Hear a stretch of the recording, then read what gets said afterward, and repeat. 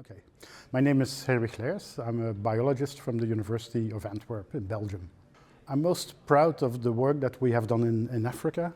where we investigated the population ecology of rodents that did a lot of damage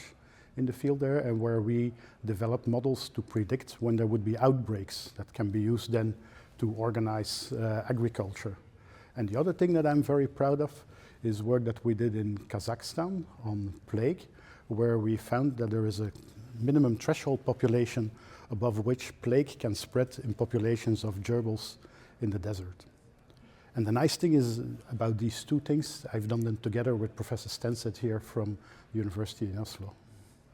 My goal as a scientist, as a population ecologist, is to try and understand why is it that of some species there are many individuals in one year and not in another year, or many in one place and not in another place, and what that means,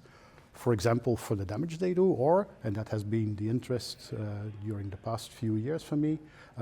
when they transmit diseases.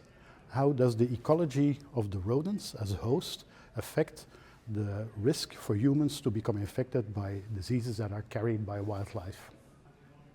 Well, currently we are working mostly on the relation between biodiversity and the emergence of new infections. A lot of that is in Europe and in Africa with diseases like Ebola and Mpox, where we try to understand what is the reservoir and why is it that sometimes these diseases emerge and reach the human population.